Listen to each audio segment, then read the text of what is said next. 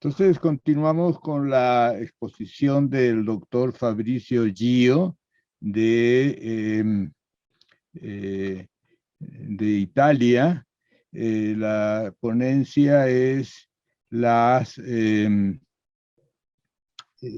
perdón, la ponencia es las juderías medievales en el Reino de Nápoles, algunos ejemplos en el sur de Puglia.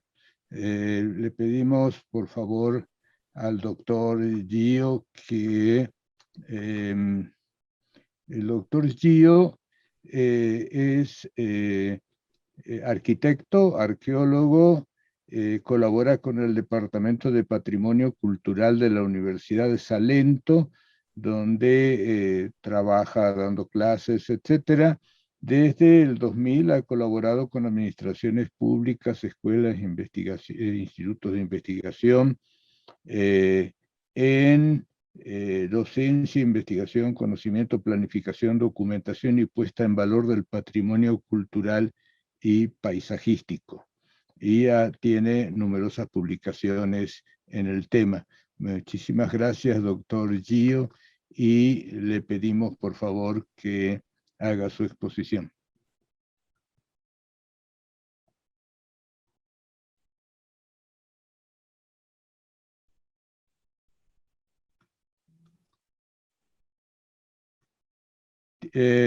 Dottore, tiene chiuso il microfono. Per favore, apre il microfono. Non oire. Ok, adesso mi sentite. Allora, grazie. Allora, vi volevo ringraziare per l'invito a questo prestigioso convegno internazionale. Comincio subito condividendo lo schermo. Così. Il microfono. Per favore, apre.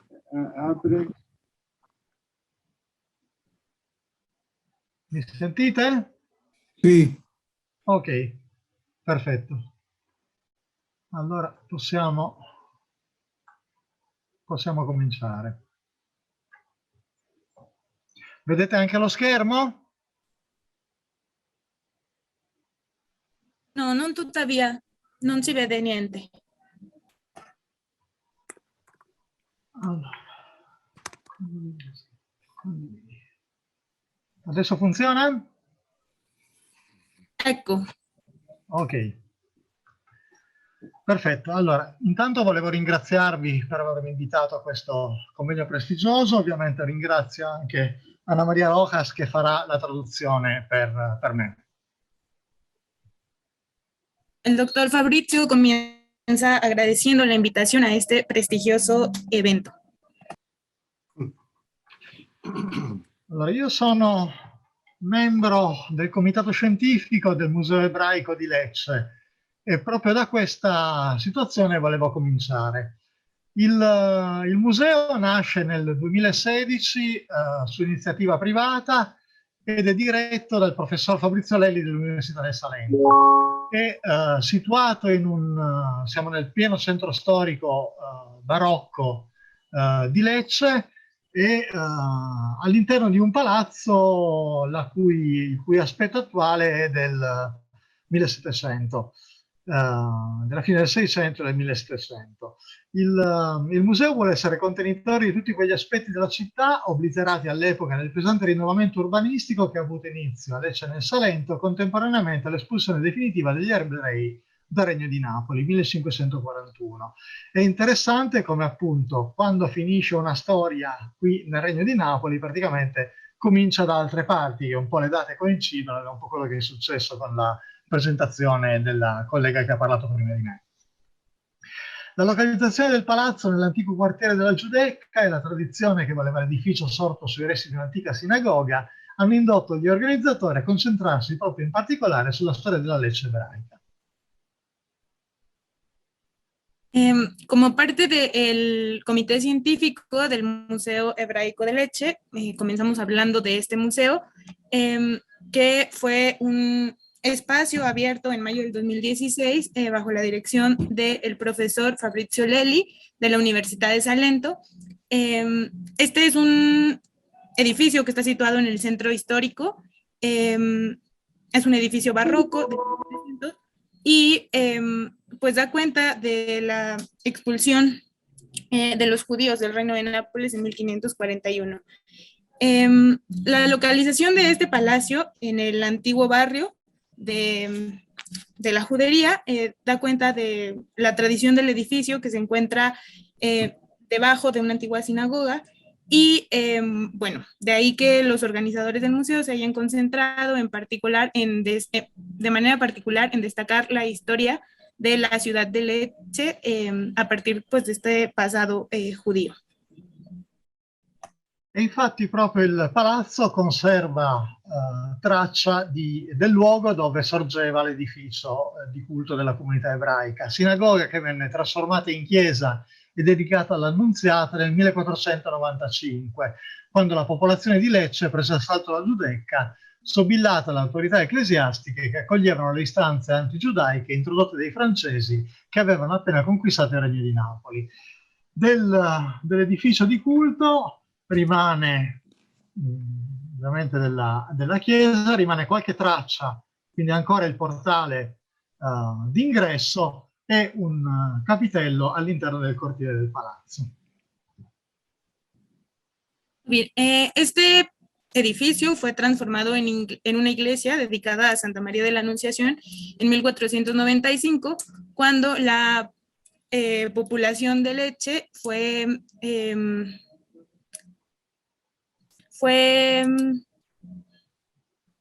hecha presa, motivada por las autoridades eclesiásticas que pues recurrían a estas instancias antijudías introducidas por los franceses que apenas habían conquistado el reino de Nápoles. En el nuevo edificio de culto todavía quedan algunos vestigios del palacio que todavía se conservan, como un tímpano y un capitello que pues podemos ver aquí en la imagen.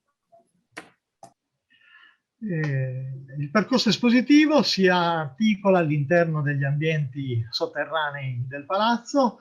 Attraverso una pannellistica si illustra la presenza ebraica medievale sul territorio e i rapporti delle comunità locali con quelle di altre regioni. Però in realtà l'edificio è anche un museo di se stesso, perché conserva nei sotterranei tutta una serie di strutture che sono silos granari, che sono diversi tipi di vasche, che in pratica raccontano le vicende di questa parte di città in un periodo, diciamo, superiore ai 500 anni.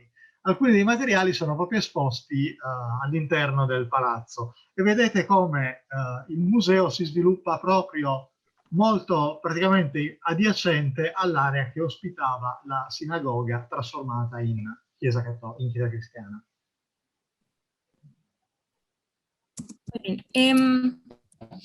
Con fines didácticos de la exposición del museo, pues vemos que aquí en esta imagen, el área donde se concentra el museo pues es lo que era antiguamente la sinagoga y es un espacio en el que se encuentran estructuras de la construcción original. Sobre todo pues hay una cantidad importante de vasijas que también pues forman parte de la exposición. Proprio la presenza all'interno, nei sotterranei del palazzo, di tutta una serie di vasche utilizzate in diversi periodi anche per diversi usi, non ci permette di escludere appunto che qualcuna di esse potesse essere stata utilizzata proprio come mikveh in adiacenza alla sinagoga. Peccato che appunto l'immobile è stato recuperato senza la presenza di archeologi e quindi essenzialmente ci siamo trovati di fronte allo stato di fatto. Alcune vecchie immagini ci danno idea di tutto questo sistema di vasche che era presente all'interno della struttura. La presencia de estas diversas vasijas en la parte subterránea del edificio pues dan espacio a que podamos hacer hipótesis sobre la existencia de un mikve en esta zona que estaba en estrecho contacto con el edificio sinagogal. Como podemos ver aquí en las imágenes, la presencia de estas vasijas. Peraltro un gruppo di turisti israeliani in visita presso il museo ci ha fatto notare la presenza di questa fessura all'interno di uno dei blocchi del palazzo, che è stata riconosciuta come il sito di una mezuzah. Questo è interessante perché ci testimonia, ci dà un'ulteriore testimonianza materiale della presenza ebraica nell'area e anche del reimpiego dei blocchi architettonici per le architetture successive.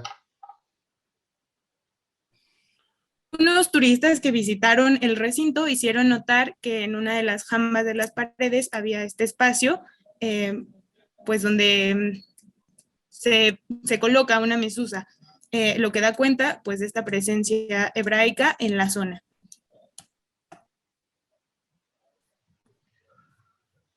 L'origine della presenza ebraica nel Mezzogiorno d'Italia è molto antica, nel senso che risale sicuramente ai tempi della Roma repubblicana e soprattutto a seguito della distruzione del Tempio di Gerusalemme nel 70, dell'era volgare da parte di Tito, e con la conseguente diaspora del popolo ebraico si determinò lo stabilirsi nel Mezzogiorno d'Italia di un gran numero di ebrei. La presencia hebraica en la parte sur de Italia es bastante antigua, data más o menos desde la destrucción del templo de Jerusalén en el año 70 de la era vulgar, y bueno, con la consiguiente diáspora del pueblo judío, se determinó que serían ubicados o estarían ubicados en la parte sur de Italia, donde pues hay un gran numero de judíos. Infatti la testimonianza più antica della presenza ebraica nella Puglia del Sud è proprio un'iscrizione funeraria rinvenuta a Otranto nel 1975, che come vedete ha un testo bilingue in greco e in ebraico e riporta la menorah in alto a sinistra. Otranto è appunto la città più orientale d'Italia, ovviamente diciamo ponte naturale verso il Mediterraneo orientale.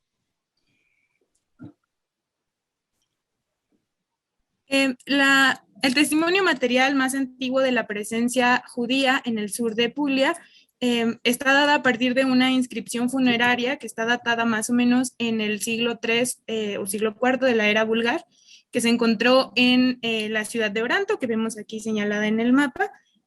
Bueno, aquí tenemos esta estela que tiene 7 líneas escritas en griego, 7 líneas en griego y 2 más en hebreo. E poi praticamente questa presenza ebraica si sviluppa su un percorso temporale di 2000 anni, perché arriva tranquillamente fino al XVI secolo. Appunto il Regno di Napoli che occupa la parte meridionale dell'Italia, e vedete in questa cartina di dettaglio, che è un particolare della provincia di Lecce, quanti sono i centri per i quali è attestata una presenza di comunità ebraiche, più o meno grandi a seconda dell'importanza del centro. Muy bien. El desarrollo de la presencia de la comunidad hebrea en el sur de Italia se desarrolla aproximadamente en 2000 años. Como podemos ver en este mapa, donde se ve la provincia de Lecce, vemos bastantes puntos en donde hubo esta presencia y vemos que es pues bastante numerosa. Fueron la comunidad extranjera más importante en este reino de Nápoles. E fra alterne vicende, appunto, la presenza ebraica prosegue con continuità fino a quando la corona spagnola non conquista appunto il Regno di Napoli, applicando la stessa politica anti-ebraica e anti-islamica che aveva perseguito in patria.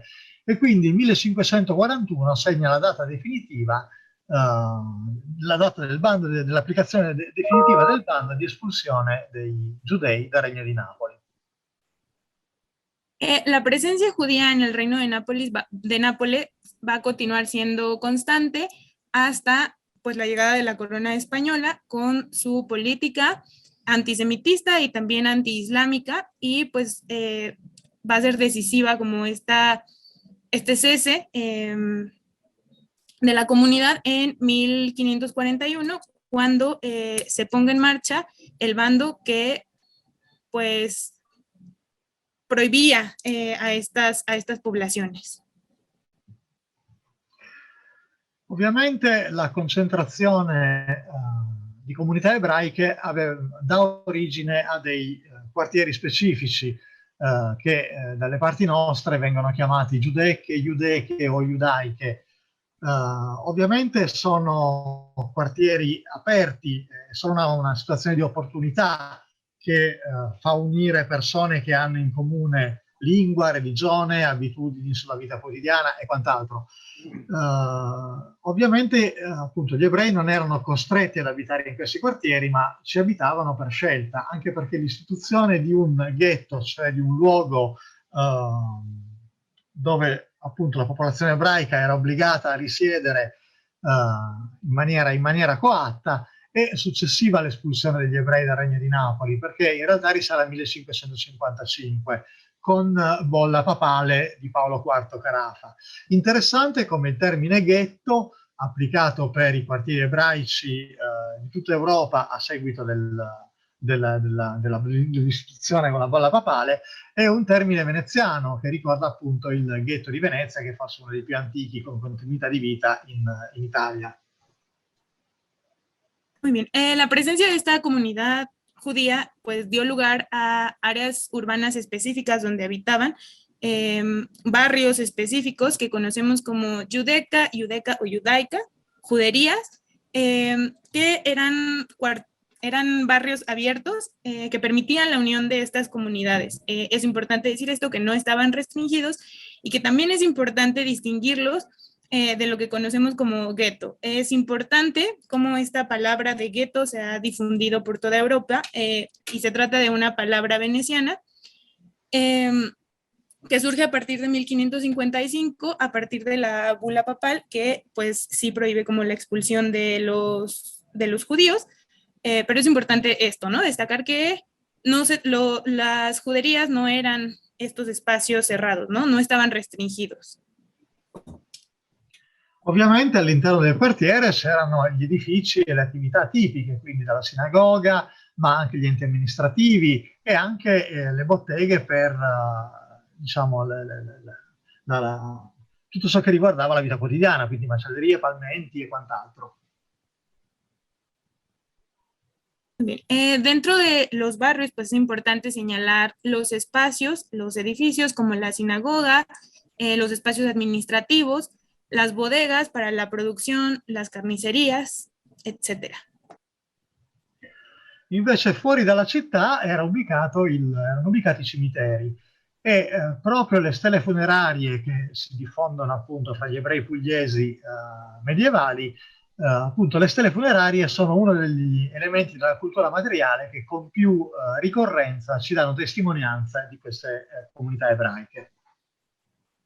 Los cementerios estaban extramuros del barrio, por tanto de la ciudad, y bueno, una parte importante es que los judíos en Puglia, en la Edad Media, usaban estelas funerarias que dan cuenta pues de esta presencia, de esta tradición judía. Nei centri della Puglia la Giudecca si localizza spesso per ragioni commerciali presso una delle porte urbiche, presso il mercato e il porto, ma anche per motivi di sicurezza e protezione nei pressi della chiesa maggiore o della sede del potere, sia esso il castello o un palazzo nobiliare. Spesso a ridosso delle mura, le giudecche salentine erano urbanisticamente raccolte in se stesse, pur non essendo separate nettamente dal resto della città. En el centro del sur de Puglia, las juderías se localizan habitualmente por razones comerciales en correspondencia con la puerta principal del mercado o del puerto, pero también por motivos de seguridad y de protección en las cercanías de la iglesia mayor o de la sede del poder, que podía ser un castillo o un palacio nobiliario. Generalmente estaban protegidas por muros. Las juderías salentinas eran urbanísticamente escondidas en sí mismas, no siendo separadas netamente del resto de la ciudad. Adesso rapidamente passiamo in rassegna una serie di centri salentini.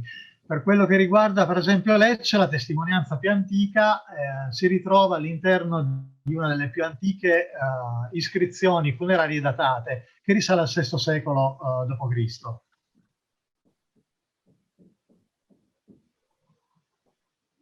Por lo que respecta a las inscripciones más antiguas que se han encontrado en Lecce sobre la comunidad hebraica, tenemos esta inscripción funeraria que ahora vemos que es aproximadamente del siglo VI después de Cristo. È interessante perché ci dà testimonianza di come fossero già diffusi nel VI secolo d.C.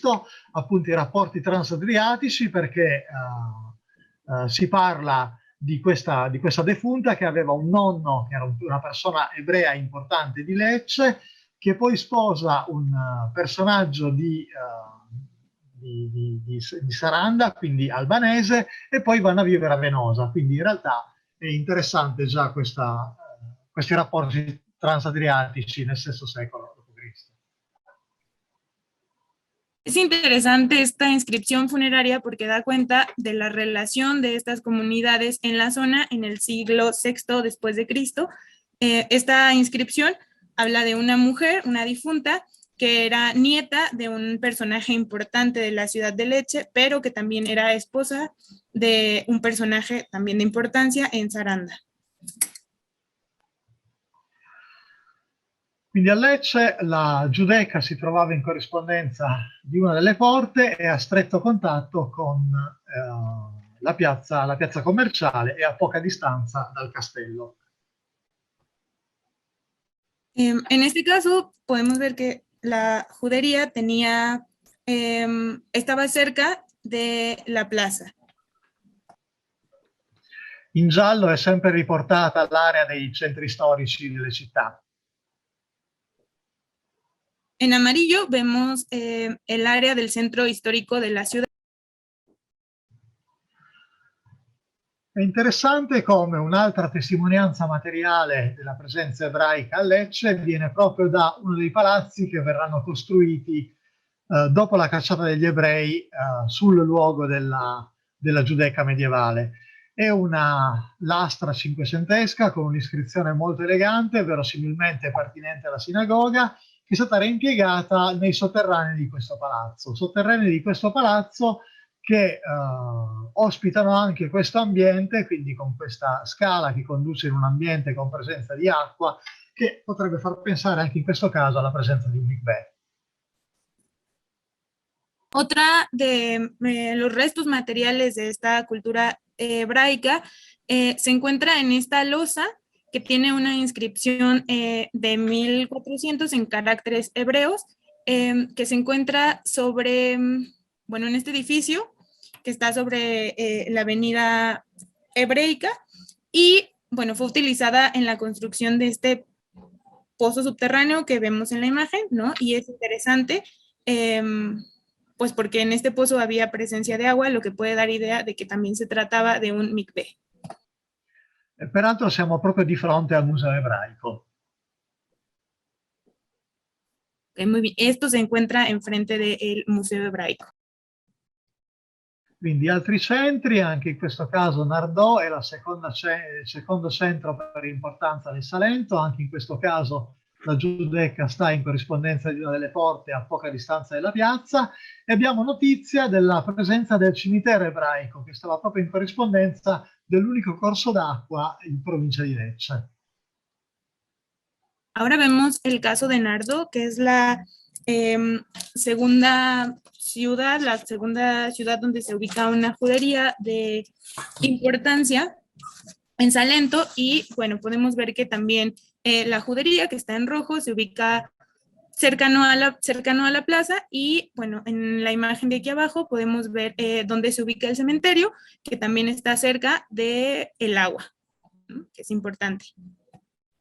Stessa situazione anche per altri centri, quindi qui vediamo Alessano con la posizione della Giudecca rispetto al centro storico.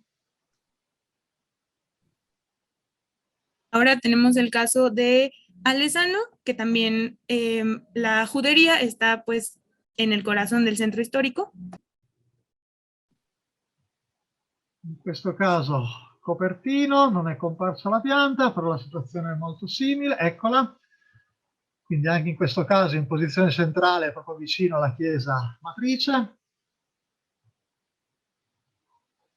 Tenemos aquí lo que sucede en la judería copertinesa, que pues aquí sí la judería está justo junto a la iglesia, en la zona central. Interessante che sta in una zona depressa all'interno del quale spesso e volentieri si raccolgono le acque piovane, sito anche lì ideale per la presenza di un mikveh. Una cosa muy peculiar de esta judería es que se encuentra en una depresión natural, donde se queda el agua de la lluvia, lo que nos hace pensar, ¿no? Pues que este es un lugar ideal para la localización, para ubicar un mikveh. Una città di mare, Gallipoli, quindi in questo caso la juderia si trova al di fuori del centro storico, ma in corrispondenza del porto commerciale, quindi in una posizione sicuramente strategica. Tenemos el caso de Gallipoli, una ciudad marítima. Este caso es interesante porque aquí la judería se encuentra fuera del centro histórico, pero se encuentra en correspondencia con el puerto, lo cual seguramente pues será una posición estratégica. Lo stesso discorso, vicino al porto era la juderia di Brindisi. Abbiamo in questo caso anche qui contezza della localizzazione del cimitero, fuori dal perimetro urbano. Alcune delle stele funerarie sono conservate presso il Museo Provinciale. Muy bien, tenemos ahora el caso del centro histórico de Brindisi, donde vemos en azul el cementerio que se encuentra fuera del centro histórico. Ancora in questo caso Oria, quindi anche qui la juderia in corrispondenza di una delle porte, e anche in questo caso ancora testimonianza materiale sono proprio alcune stele funerarie. Tenemos ahora el caso de Oria, donde vemos que la judería se encontraba en correspondencia con la puerta principal de la ciudad, y también donde tenemos pues vestigios materiales sobre esta presencia hebraica con estas estelas funerarias que vemos en la pantalla. Per ultimo Taranto, dove sono 26 le iscrizioni funerarie conservate presso il museo, trovate in una zona in quel momento periferica della città, perché molto probabilmente la città stava in questa parte storica, e c'è anche in questo caso la testimonianza materiale è costituita veramente dalle stele funerarie, che sono fra le poche cose, tra i pochi oggetti della cultura materiale che sono giunte fino a noi. Muy bien. Tenemos el ejemplo de Taranto, donde también vemos en azul el cementerio que se encuentra fuera de lo que era la ciudad. La ciudad estaba en donde se quedó marcado el puntito rojo. En esta ciudad se han encontrado 26 inscripciones funerarias. Son muy importantes porque son pues los objetos materiales que han quedado para dar cuenta de esta presencia hebraica en la zona.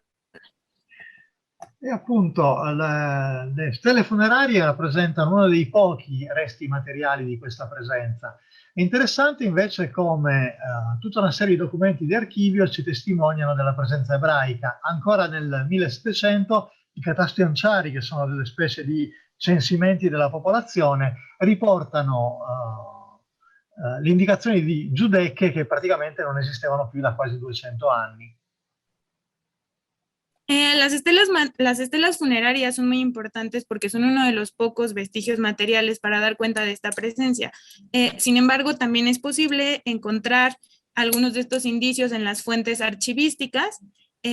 Son interesantes, por ejemplo, los documentos del catastro, una suerte de censos, donde pues se da cuenta de esta presencia judía, aunque ya no era tan abundante hacia 1700. È interessante come molte della toponomastica stradale di questi centri conservi in memoria delle sinagoghe e delle giudecche medievali. Es muy interesante cómo los nombres de las calles, pues todavía aluden a estos espacios, ¿no? A las sinagogas, a esta presencia hebraica. Il perché che si siano conservate così poche tracce materiali della presenza ebraica, forse da ricondurre al clima di damnazio memoria nella quale si consumò l'esodo degli ebrei nel XVI secolo. Tale clima ha comportato spesso nel processo di riutilizzo dei quartieri ebraici profonde trasformazioni di tessuti urbani nel quadro di un disegno politico e simbolico ben definito. La cancelación del recuerdo de la comunidad hebraica medieval ha contribuido seguramente el clima de damnatio memoriae en el cual se consumó el éxodo de los judíos en el siglo XVI. Tal clima ha ocasionado que se viviera un proceso de reutilización en los barrios judíos y profundas transformaciones en la fisionomía urbana, en el cuadro, en un diseño político y simbólico bien definido. Vi porto solo rapidamente 3 esempi e chiudo. Questo è quello che succede nel quartiere ebraico, questo è il museo. Di fronte viene costruita forse la chiesa più bella e più importante di Lecce con il relativo convento, e di fronte viene costruita una dimora per una famiglia di banchieri genovesi che sostituiscono anche nel prestito di denaro un'attività che era tipica delle comunità ebraiche. Non è un caso che proprio in questo periodo anche la Chiesa si organizza in tal senso e nasce il Monte dei Pegni. Bien, tenemos dos ejemplos de lo que sucede con esta reutilización de los espacios. En la primera imagen podemos ver este sitio que ahora es, bueno, que se convirtió en una iglesia, que es el espacio, el recinto donde se ubica ahora el Museo Judío. Y al lado podemos ver también otro espacio que se reutilizó, que se convirtió en la casa de unos banqueros venecianos. La stessa cosa succede a Nardò, dove praticamente sul sito della Giudecca e forse della sinagoga, anche qui in questo caso abbiamo la costruzione di una chiesa cristiana, dove addirittura trovano sepoltura i feudatari di Nardò di quel periodo. Vemos ahora el caso de Nardo, donde también pues existió esta transformación análoga, como lo que sucedió en Lecce, una resimbolización del espacio. Esta sinagoga se convirtió ahora en una iglesia cristiana. E per ultimo Copertino, dove anche in questo caso abbiamo una chiesa di una famiglia francescana femminile che occupa praticamente il sito della juderia e verosimilmente forse anche quello della sinagoga. Y tenemos finalmente el caso de Copertino, que también pues sucedió lo mismo. Este espacio se convirtió en un monasterio femenino franciscano, donde pues seguramente estuvo la sinagoga. E con questo chiudo, vi ringrazio per avermi ascoltato e spero che in questo poco tempo che mi è stato concesso di avervi dato un minimo di quadro della situazione delle comunità ebraiche medievali qui nel sud d'Italia. Muchas gracias por escuchar y esperamos que con esta breve intervención haya podido ofrecerse un panorama de la situación de la cultura hebraica en la ciudad de Lecce. Hubo en el siglo XX o en el siglo XIX una reocupación de sitios judíos en Lecce y esta zona, o simplemente no llegaron. ¿No? Pienso che la situazione dello Stato pontificio era distinta a Nápoles, al Reino di Nápoles, no? Ok, perfetto. Allora, no, in realtà non abbiamo grosse rioccupazioni qui nel Salento. In Puglia l'unica comunità che si è riformata è quella di Trani, dove anche lì hanno recuperato le 2 sinagoghe medievali di cui, come strutture museali, con vicende diciamo molto simili a quelle che raccontava il collega Spagnolo, nel senso di rimozione anche della memoria. Il Salento ha vissuto invece una storia legata alla Seconda Guerra Mondiale, perché la Puglia e il Salento ospitarono una serie di campi di raccolta per le persone che erano state liberate dai campi di concentramento, per cui abbiamo una grossa presenza ebraica nel Salento e in Puglia degli anni fra il 44 e il 47, prima della fondazione dello Stato di Israele. E questa è un'altra delle storie che vengono raccontate all'interno del Museo Ebraico. Gracias. No, lo que dijo es que señaló, lo que pasa es que Mussolini dictó las leyes raciales durante mucho tiempo se resistió y finalmente dictó las leyes raciales que implicó articularse a la política nazi de exterminio y que hubo un campo de concentración en, no me acuerdo la comunidad, en Lecce, ¿no? No, al nord della riserva di San Sabba, vicino a Trieste. Sí, en Trieste. Que de alguna manera terminó con esta repoblación por parte de la comunidad judía en la región. Más o menos.